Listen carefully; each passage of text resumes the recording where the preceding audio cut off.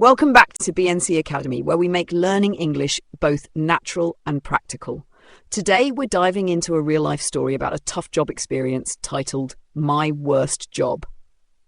This story is packed with expressions, vocabulary, and phrases that are commonly used when describing challenging work situations, and it's perfect for improving your listening, speaking, and reading skills. So listen carefully, follow along with the words on the screen, and imagine you're right there in the story. It's all part of the practice. I've done a few jobs in my life, but none were as bad as working at Western Inventory Service.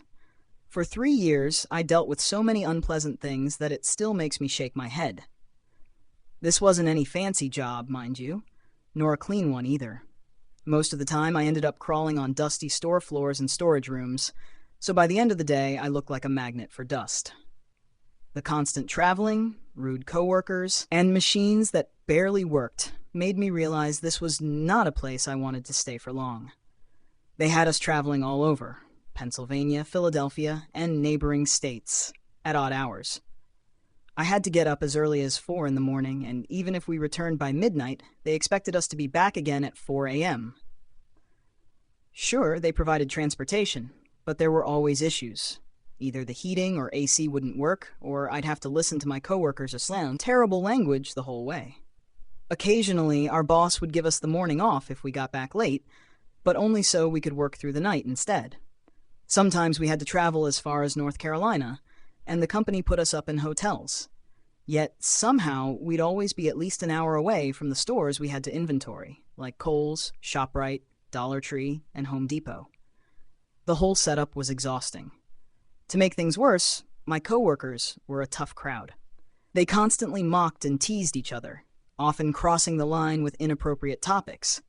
They'd even bring family into it, talking trash to your face. Once, my coworker Gloria embarrassed another guy, Dario, with inappropriate comments, and he was so upset he didn't even come back to work. There was another time when 2 coworkers, Eva and Tina, got into a fight over some gossip, spilling each other's secrets and even spreading rumors that caused problems between our managers. And don't even get me started on the machines.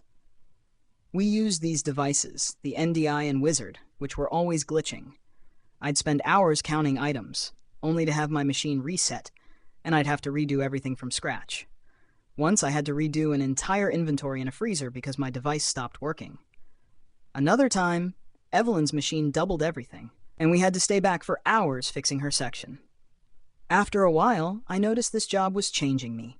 The constant stress and the toxic environment were wearing me down.